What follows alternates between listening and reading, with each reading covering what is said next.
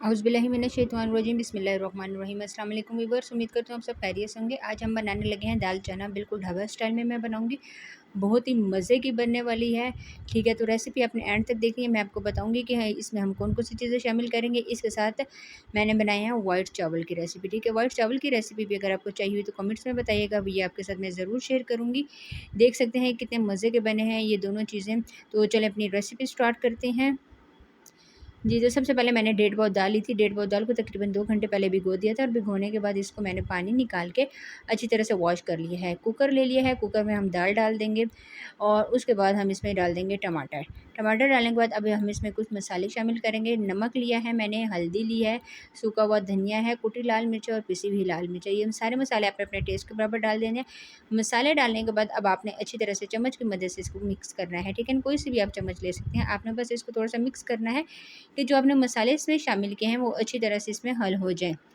जी, तो ये देख सकते हैं सारे अच्छी तरह से मसाले हल हो गए। अब हम इसमें पानी डालेंगे। आपने अपनी दाल के हिसाब से इसमें पानी डालना है। तकरीबन मैं 3 ग्लास पानी डाल के इसको 20 से 25 मिनट के लिए कुकर चलाऊँगी और प्रेशर की दाल अच्छी तरह से गल जाए, ठीक है ना। मुझे दाल बिल्कुल शीरा चाहिए, जिस तरह हलीम बन जाती है।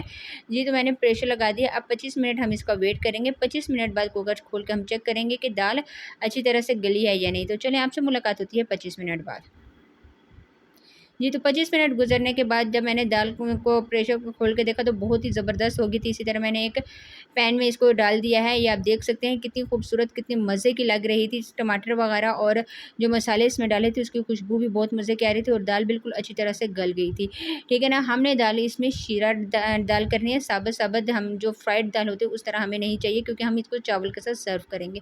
अच्छी तरह से मैंने चूल्हे की फ्लेम ऑन कर दिया। अब हम इसको अच्छी तरह से इसकी भुनाई करेंगे थोड़ी-सी, जो मतलब कि थोड़ी बहुत ये पतली है, इसको हम थोड़ा बहुत गाढ़ा करेंगे। तो इसके साथ हम चले जाते हैं, हम इसका लहसुन का तड़का लगाने वाले हैं। एक देचकी ले लूँगी छोटी-सी खूबसूरत सी, इसमें मैंने तकरीबन थोड़ा-सा तेल डाल दिया है। तेल डालने के बाद मैंने इसमें डाल देना है 2 चम्मच भर के लहसुन। लहसुन जो है वो मैंने फ्रेश इस्तेमाल किया है, ठीक है ना। अच्छी तरह से अब इसको हम ब्राउन करेंगे। बहुत ज़्यादा आपने इसको व्हाइट भी नहीं रखना, बहुत ज़्यादा ब्राउन भी नहीं करना। आप चाहें तो इसमें ज़ीरा भी ऐड कर सकते हैं अपने तड़का लगाते हुए, और मैंने इसमें ज़ीरा इस्तेमाल नहीं किया क्योंकि हमारे घर में ज़ीरा ज़्यादा पसंद नहीं किया जाता। तो अच्छी तरह से अब इसको हम ब्राउन होने का वेट करते हैं। ये ब्राउन हो जाए तो दाल आप देख सकते हैं कितनी गाढ़ी हो गई थी, माशाल्लाह से बहुत ही खूबसूरत लग रही थी। बहुत मज़े का इसका कलर भी आया था और जायका भी बहुत ही अच्छा था। थोड़ा-सा हरा धनिया मैंने डाल दिया। हरा धनिया मैं जो है वो मैं थोड़ा-सा अभी डालूँगी और थोड़ा-सा हम एंड में शामिल करेंगे।